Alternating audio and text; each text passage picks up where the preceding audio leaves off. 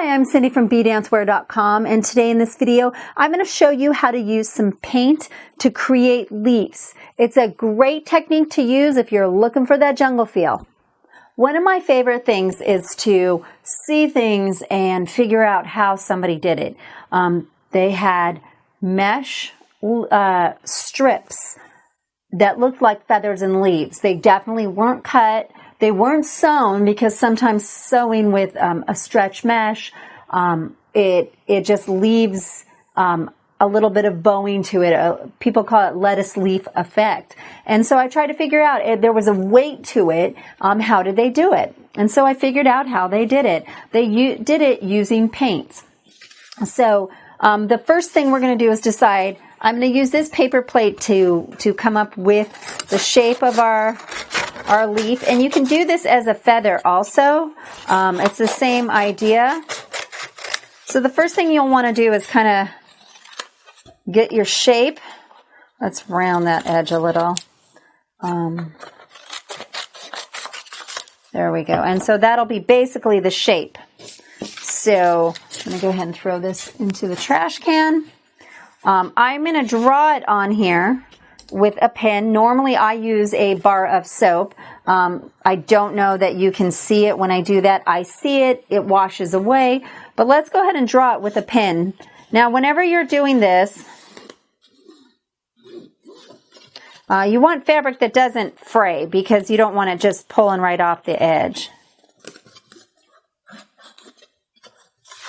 So we'll do this first one like a feather. Let's make sure this is shaken all the way up. Okay. And so you want to make sure that you work from this side over. If you work here and come over, you're going to end up smearing it. So it's really simple. You'll start down at the bottom. Move the plate a little. Got a funky edge, but that's okay, because in nature things are not perfect. And there we go. Now we don't need it to come across unless you're going to have that outside part sew. You're going to probably want to sew that or attach that onto something. So when this dries, you can cut along the edge. You want to make sure when you do it that you kind of go slightly into the fabric, so that way it adheres to the edge. And so on this, I'm going to go ahead and just give it a vine up the center and kind of come down. Kind of some squiggly lines down. Now there's a shape of a leaf. Now when this dries up, you can cut it. You want to make multiples of these. You layer them on top of each other. So you'll want to figure out first, how long do you want these pieces? Do you want them just coming down the front, or wear it as a skirt? So in this, I wanted to do multiple pieces.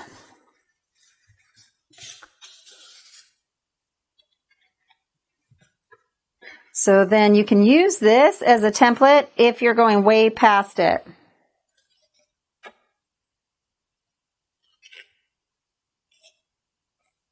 See, because then I can go and pick that up without affecting anything. And then you would do the same thing, a squiggly line down the center and the veins of the leaf. And then if I was doing this for a skirt, I'd probably do about 30 or 40 of them. It actually goes pretty fast once you get the hang of it. But then you have to go back in and trim it.